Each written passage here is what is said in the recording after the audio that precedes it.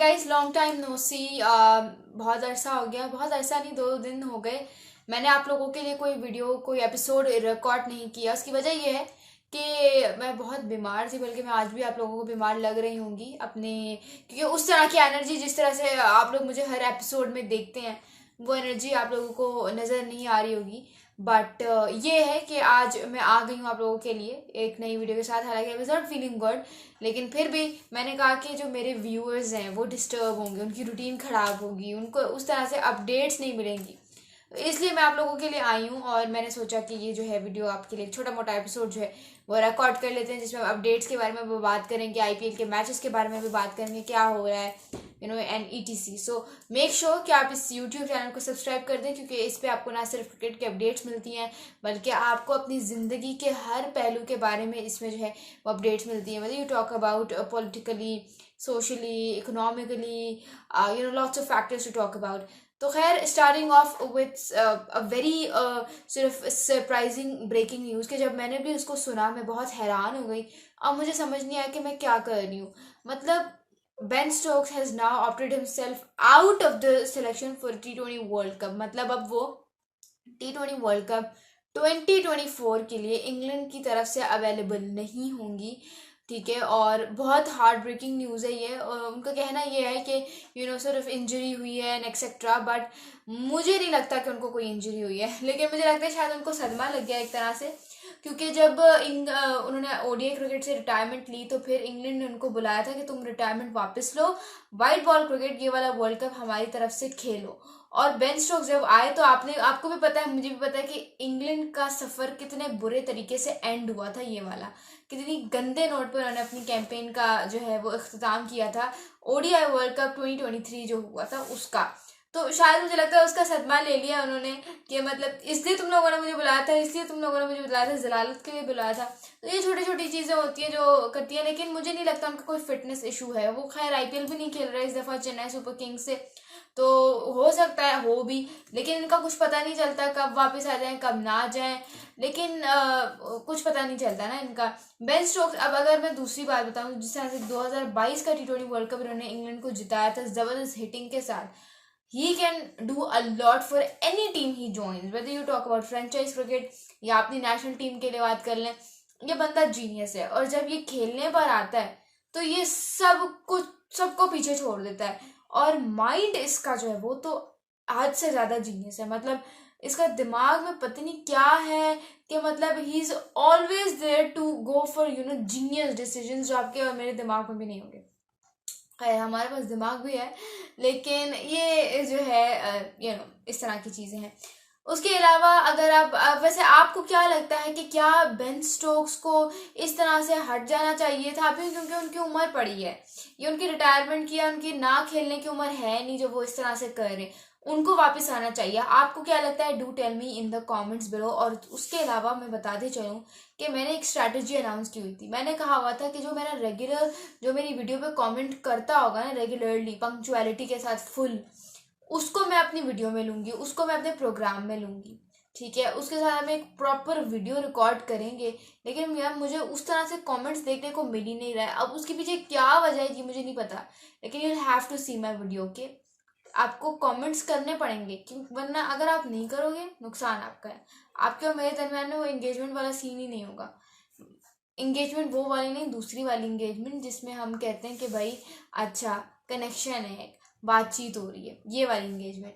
अब बात करते हैं 18 मेंबर 18 रुकनी स्क्वाड के बारे में, जो कि पाकिस्तान का गया था काकुल कैंप में। और कल ये जो स्क्वाड है ये वापस आ रहा है अपनी पूरी ट्रेनिंग करके। और आपको बताती चलूँ कि आईसीसी जो है उसने हर कंट्री को एक फाइनल डेट दे दी है कि तुमने इस डेट पे अपना world cup T20 world cup 2024 का स्क्वाड बताना है। ये डेट क्या है? ये डेट है 1 मई 1 को जो है वो हर मुल्क ने अपना फाइनल स्क्वाड बता देना है। ठीक है, और हम देखेंगे कि पाकिस्तान की तरफ से कौन से नाम होंगे।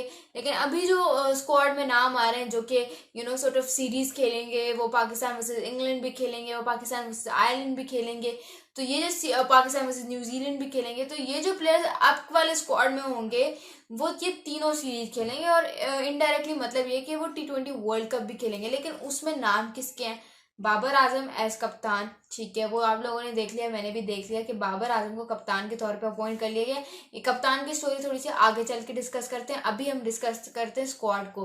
बाबर आजम है, उसमें साइम अयूब है, मोहम्मद रिजवान है, उसमें आपके पास इफ्तिखार अहमद है, उसमें आपके पास सलमान अली आगा है, शादाब खान है, ठीक है, आपके पास इमाद वसीम है, आपके पास उसामा मीर है, आपके पास अब्बास अफरीदी है, आपके पास जमान खान है, आपके पास हारिस रऊफ हैं। लेकिन उनको यही कहा जा रहा है कि उनको रेस्ट करवाया जाएगा, मोस्ट प्रोबेबली उनको रेस्ट करवाया जाएगा। मोहम्मद अली भी अपना नाम उस तरह से अपनी जगह नहीं बना सके, क्योंकि जाहिर सी बात है पेसर्स में कंपटीशन बड़ा टफ है, और एक तरफ हारिस रऊफ है, एक तरफ शाहीन है, एक तरफ जो है वो मोहम्मद आमिर है, ठीक है, तो फिर आपका अपने लिए जगह बनाना जो है वो बड़ा मुश्किल हो जाता है। तो खैर ये कुछ नाम हैं जो कि अभी तक स्क्वाड में सामने आ रहे हैं। यहाँ पे आपके पास सऊद शकील भी हैं। तो मतलब मुझे तो पर्सनली स्क्वाड बहुत अच्छा लगा है। अगर मैं एनालिटिकली इसको थोड़ा सा एनालाइज करूँ तो मुझे स्क्वाड बहुत पसंद आया। मुझे पसंद इसलिए आया क्योंकि इसमें आपके पास ऑलमोस्ट हर ऑप्शन है। You got openers, you've got middle order batsmen, you've got middle order hitters, you've got all rounders, perfect all rounders, आपके पास finishers भी हैं, उसके अलावा आपके पास ज़बरदस्त bowlers भी हैं, उसके अलावा आपके पास ज़बरदस्त बॉलर्स भी हैं। तो और आपको क्या चाहिए? तो मुझे स्क्वाड बहुत बेहतर लग रहा है। आपको क्या लग रहा है? डिटेल में इन द कमेंट्स बिलो। आजम खान का I hope I haven't missed out on his name. बहुत सारे लोग कह रहे हैं कि आजम खान को नहीं होना चाहिए था। क्यों नहीं होना चाहिए था भाई? मिडिल ओवर्स में जाके आप बैटिंग कर लो, ठीक है। हम अपनी गेम हारते ही मिडिल ओवर्स में, जब ऑपोजिशन तगड़े स्पिनर्स लगाती है तब हम लूज कर जाते हैं tempo and they eventually end up failing. Azam Khan का टीम में आना बहुत ज़रूरी है, ठीक है। मैं मानती हूँ उसकी उस तरह से फिटनेस नहीं है, बट कुछ लोग होते हैं जिनकी फिटनेस उनके रिफ्लेक्सेस में होती है। जब वो अपना वेट लूज करेगा, ये बात 100 दफ़ा वो टीवी पे कर चुका है कि उसको लगता है कि जब वो अपना वेट लूज करेगा तो उसकी कलाइयों में, उसके अंदर उस तरह की पावर नहीं रहेगी कि वो बड़े बड़े छक्के मारे। तो एक बंदा अगर नहीं है कंफर्टेबल, और अगर वो अपने उसी वेट के साथ उस तरह की हिटिंग कर रहा है, उस तरह की परफॉर्मेंस पेश कर रहा है, तो उसको करने दो ना, उसको क्यों तंग कर रहे हो आप? ठीक है, Azam Khan is truly a match winner and he is that one particular player जो अगर किसी दिन चल गया आपकी टीम के लिए तो फिर आपको जो है, जिसे कहते हैं, हराना मुश्किल ही नहीं नामुमकिन है। क्यों है? इवन मैं तो मानती हूँ कि अगर एक बॉल पे 60 रन भी जाएंगे और आजम खान बैटिंग पे है तो वो भी करवा लेगा, ठीक है। थोड़ी सी क्या बात फिक्शनल है, लेकिन बात सच है, ठीक है। आपको क्या लगता है? Do tell me in the comments below कि क्या आजम खान को स्क्वाड में होना चाहिए था या नहीं होना चाहिए था। अब बात करते हैं बाबर आजम की कप्तानी के बारे में। आपको भी पता है, मुझे भी पता है कि Babar Azam has now accepted the captaincy and now he will be leading Pakistan in the white ball format, चाहे वो ओडीआई का हो चाहे T20 का हो। पहली बात, शाहीन शाह अफरीदी के साथ बहुत ज़्यादा नाइंसाफ़ी हुई है। एक सीरीज़ के बेसिस पर उसको कप्तानी से हटा देना, अगर आपने उसको हटाना ही था तो रखते ना। पहली बात यह कि अगर उसको हटाना था तो उसको मत रखते। ये जलील करके जो निकालते हैं ना, खुद अपॉइंट करके फिर खुद ही निकाल देते हैं, ये बहुत गलत बात है। पीसीबी है, पीसीबी, ठीक है ना, आर्म बोर्ड नहीं है, आर्म इंस्टीट्यूशन नहीं है जो आप इस तरह से कर रहे हो, वो भी नेशनल हीरोज के साथ।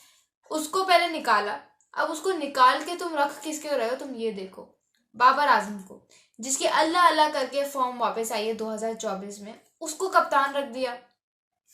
मुझे पर्सनली ये लगता था कि उसका ये पीक टाइम था and he could have achieved a lot, ठीक है, अगर वो कप्तानी फिर से ना पकड़ता। अभी भी मेरी यही दुआएं हैं कि उसकी फॉर्म नहीं गिरे, कप्तान होने के बाद उसकी फॉर्म नहीं गिरे, वो किसी की चीज़ का प्रेशर ना ले, ठीक है, वो किसी चीज़ का प्रेशर ना ले। लेकिन अगर ले लेता है तो फिर वही है, जो उसका टाइम है, अगर ये एक दफ़ा चला गया जिसमें उसको वन ऑफ द ग्रेट्स बनना है, तो फिर चला गया, फिर ये टाइम वापस नहीं आएगा। बाबर आजम को रखना नहीं चाहिए था, अगर रखते तो मोहम्मद रिजवान को रखते। He is very genius captain, बहुत ज़बरदस्त और जीनियस कप्तान है। आप इसकी बॉलिंग चेंजेस देख लो, आप इसकी फील्ड रिप्लेसमेंट्स देख लो, पीएसएल का कोई भी मैच उठा के आपको पता जाएगा कि कितना जीनियस है एज ए कैप्टन। फुल ऐसा लगता है कि ऑस्ट्रेलिया की साइड को उसने कभी लीड किया होगा। तो ये कुछ फैक्टर्स होते हैं जो आपको कंसिडर करने पड़ते हैं।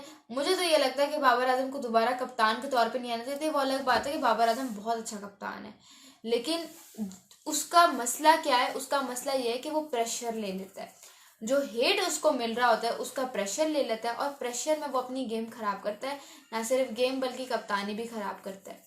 तो इसी इसीलिए मैं सिर्फ ये चाह रही थी कि बाबर आजम कप्तानी से हटके जो है ना वो फोकस करें अपनी बैटिंग पे, क्योंकि वो आए दिन तो रिकॉर्ड तोड़ रहे होते हैं।